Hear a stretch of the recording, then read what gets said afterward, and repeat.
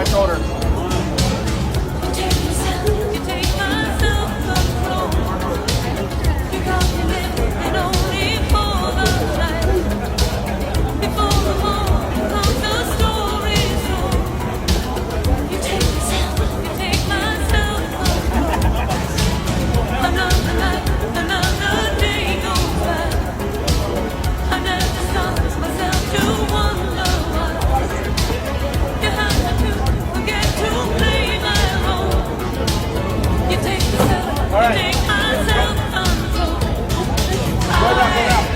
Yeah, one more.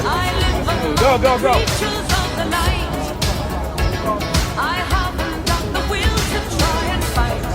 Did y'all see what I saw? I think there was one black woman on that bus. It seemed like the woman that got off after Cam Jordan. He plays DN for the Saints, unless he did retire. Seemed to be attached to him. I don't know if he had a ring on, but that's his wife. But it looked like a bunch of other white girls came out. Now the basketball dude, Trey, he didn't seem like he was associated with any woman specifically. But was that their elections? Did they elect all white women? Yo, so what we do see is high earning men still at upwards of 85% that are black, married black women. So these are often hyperbolic examples, but these are the examples in the limelight that give us cause for pause. Now we have to wonder why, who, what. And then we think about Jonathan Majors when we see stuff like this. We think about all the black men who have succumbed to the white women tears, the white women allegations, salute the Rosewood, right? These things seem to pop into our heads, but don't let the propaganda fool you. Black men are with black women overwhelmingly. Nagging wife, and then adultery, but now they're still the nagging wife, and they're afraid of him going on and doing again. And I'm over here like, hey, well, that's why he did it. Probably. Let's not to keep doing the same patterns, right. You know, because both actual men vocalize to them. I feel like I come home and you're just never happy. Yeah, you're always putting me down. It's exhausting. It's draining. You know, and what you said earlier, they just want a little bit of happiness. If I gotta work, because both of them work, provide for the household, they do everything, you know, and so I agree with what you said. If I can get just a little bit of happiness outside of this, you know. Our home is supposed to be a sanctuary. It's the only place in the world where we're able to go and completely decompress. And if your home is a war zone, you don't want to go there anymore. Yeah. And at some point, you're going to realize that you can be miserable in a relationship, or you could be miserable alone and not have to deal with that shit when you get off of work, and you're going to choose to be miserable alone. Oh, it's so much easier to deal with my misery than to deal with mine and somebody else's. Yeah. When I walk in the house and you stand at the door, like you know, you see me pull up on the cameras and you come and greet me at the door with a kiss, and not, hey honey, you need to go pull those boxes out of the attic. I know you just got home, but yard needs to be cut, or any kind of anything. I get greeted with love when I come home from work, and there's gratitude there. I'm going to go take a shower, and then we're going to figure out our evening. Like that's a very different situation than coming home and being met with just aggression. Nobody wants to have that. It becomes to the point where men will start finding reasons to not. They were the nagging wife, and then You know, there's 2 points that are uberly interesting here that need to be mined out. You know, that part where the solace isn't there, it's always something as person that you're associated with. You know, there's always complaint or quote unquote concern or something that you have to improve on each and every day you walk in your house, and you wonder why that person, men and women do it, are sitting in the car for 5 minutes before they come in the house, because maybe they're having a conversation with someone that gives them a little bit of brightening, right? They preparing to come in the house, or they venting to someone else, right? That makes them feel better about the given situation. Now when they come in the house, it's on. It's a bunch of bullshit. That's number 2.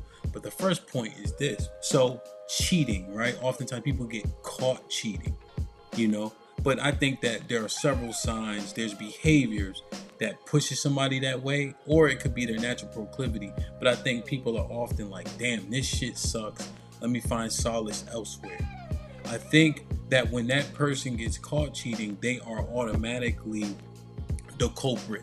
They're the hamburglar. And there's no self-assessment being done with the person that got cheated on and chooses to stay. Now they just pointing a bunch of fingers saying, you. But why did this happen in the first place? And I think that the behaviors didn't change that pushed that person to step out. And they think that they are justified because they weren't the ones cheating. But I think there's a whole lot going on in these situations that have to be assessed And self-assessment is uberly important and key to the success of that marriage, especially if you chose to stay. You have to figure out what you can do differently to not push somebody to that response, so to speak. Been with me for years. When I was nobody.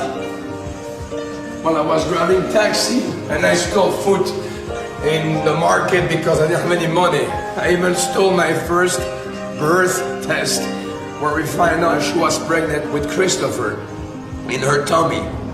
Then I left this woman because I did go on the Hollywood lifestyle. I didn't know the jewel I was having. I'm so happy that Gladys forgave me for my mistakes. You are close to be perfect to me, but believe me, I'm so happy. I'm blessed. And I wanna kiss you, make you feel alright. I'm just so tired to share my nights. I wanna cry. This woman. Damn, Sean Claude. Sean Claude, is he keeping it tall? Yes or no? Let me know in the comments. Because if you ask most men, especially men that have access, what does it look like for them? Is there one that got away? One that would have supported them through thick and thin? You always hear the story about Ryan Coogler, how his wife, paid $400 for his first editing software, and now he's where he is. Do people get on high and forget where they came from? They think the women that are on high or at the same level that they now reached are better than the woman that rolled with him and held him down while he got there. How often does this happen? And this can be an extreme example, right? Who becomes Sean Claude Van Damme? A very, very nominal number of us. But when we think shit's sweet, when we on the come up, are we dismissing the people that held us down? I think we often hear this more on this happening to men, a woman that'll see a man that's maybe higher in the totem pole than hers, and we see hypergamy kicking in. We heard those stories. But I think it's unveiling when you hear Sean Claude kind of articulate this, and how many times has the one that probably could have been best for us got away because our priorities and standards weren't what we needed. Excuse me? Get your ass down, boy. Don't come walking up on me. Fuck wrong with you? Bro, let go of me, dude. Let go of me, dude. Bro, Let go of me, come and get this nigga. Bro, let go of me, dude. I wish you would. Go over there, man. Excuse me? Get your ass down, boy. Don't come walking up on me. Fuck wrong with you?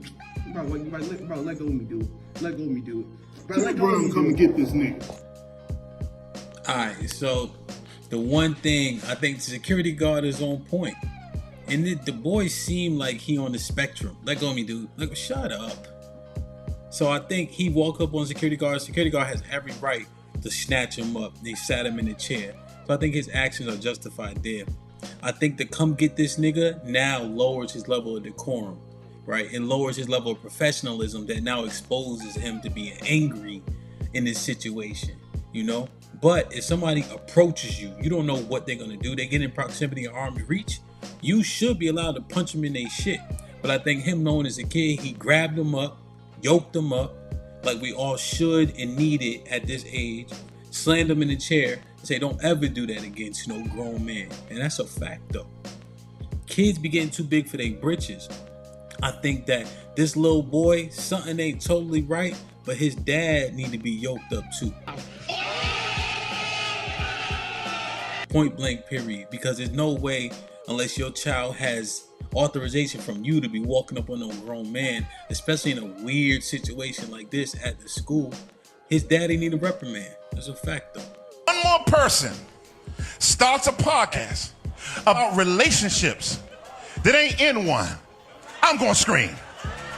But we be listening to these fools like they know what they talk. I'm just telling you how men are. I'm a boss chick, and I want this, and yeah, man, because I'm a high value man, and you know how I roll like this, and women like this, and y'all women, y'all be like this, and y'all men, y'all know how y'all be, and everybody going back and forth. Nobody's been married. Nobody's had a successful relationship. They just have a high body count and a big mouth and a camera. They're giving you their experiences of failing in relationships. And you're sitting there taking notes and in their live and paying for a Patreon of a person that don't know what they're doing. Damn. Is he wrong? Yes. But does he have a point? Yes. You know, I don't like to hate on the success of a person, although we do understand that there's a lot of bad advice out here. And the truth is, regardless of the podcast, regardless of their relationship success, their marriages, how many people they helped get married, you need to put it under scrutiny. You know, shout out that this might be risky, but you got to put it under scrutiny, you know, and it's not about their background, but the information. Is it applicable to what you got going on? Regardless if they're in a relationship or not, people are projecting what they think is good, what they think is bad, what they've experienced that they think that could be useful to you, or how they want you to end up, right? You hear the mantra all the time: single women keep women single, because they're projecting the negatives in which they experience, and people often forget about the positives. Ain't it funny how you could have 30 good days with your woman or with your man, and one bad day will ruin or trump the other 29? It's a goddamn shame. But the substance of what he's saying is experience certainly matters. You know, self-assessment. And then Monday morning quarterback is important, because you say, okay, let me reflect upon what I experienced, reflect upon this relationship and or marriage, and see what I could do differently, and see, and then of course you want to assess the other person. But I think the self-assessment is the biggest key. And a lot of times people are saying, I know X because of all my good experiences, but I think the bad has the most fruit if you're trying to edify people on what to do and not to do in a relationship in regards to your experience.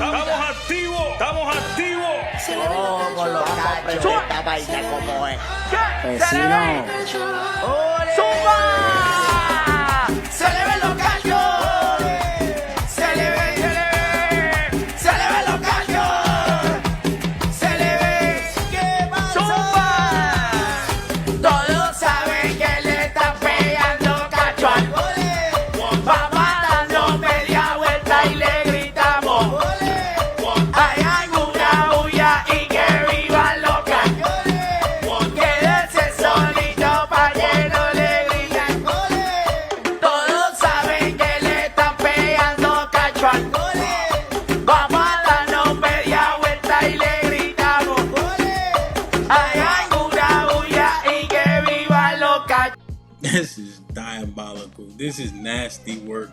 It definitely seems skittish, and it's a goddamn shame that you gotta wonder if everything is a skit. But I think what they're depicting here is the best man. You've seen the movie. What they're depicting here is what the Bible says. Don't even go to the wine, a bar with another man's wife. Proximity, people can cheat. Every single person. You put yourself in close proximity with people, confiding in people, spending too much time talking on the phone with the opposite sex, and that person has a level of appeal. You know, you put yourself in a predicament to make the wrong choice. And this is nasty work. The fact that he just sitting there, she leaning on his shoulder and all that. I think that's the giveaway. But the truth is, us being friends is difficult, especially because sex is on our mind, and we see, based on all the statistics and the conduct, that men and women want to have sex equally. I think that men's libido is always kind of saying, oh, men want to have. Yo, look at the conduct. Look at the STD rates. Look at the babies being born. Look at the babies being deleted. Turned out everybody want to smash, for sure. But this right here is one thing that a nigga will delete you for. Hear me well. If a woman is saying she getting divorced, she's saying she's separated, that means that she's still associated with that man under the law. And if you know that, good brother, and you choose to walk that path anyway, be prepared for all the repercussions that could potentially come with that. You are not exonerated because she's telling you she getting a divorce. That means she ain't a divorce. Biblically speaking, you die for dealing with another man's wife, sexually and all that. You will have to atone for that if he come and get you. Regardless of what he doing to her, men deal with men. And so I just want to let you know, if she's sitting there telling you something, she could be telling him something totally different. She's still in the house with that man. She's still sleeping with that man. Why you think you can't get her past 10 p.m.? Why you think she got to text you back as opposed to call after you done call her? Why you think she only call at specific times, or text at specific times, or hang up abruptly? Or is she not available on the weekends, specifically on Sundays? Because what she telling you ain't the entire truth. And I'm going to tell you, the dude will do you over his wife. 100%, man. Salute to the roulette. I appreciate y'all sending me all these clips. This shit is crazy. I don't know where y'all be finding this stuff at, but I got so many of them. I'm literally just clicking and we talking about them, man. I love y'all. I appreciate y'all. Leave comments for me. Hit the like button. The next meetup, August, is going to be fire. We also got This Might Get Rocky 3 going down in July. I'll leave the links in the description. I love y'all. I appreciate y'all. Be safe and do the right thing, man. Like, share, subscribe. Tell a friend to tell a friend. And I'm out.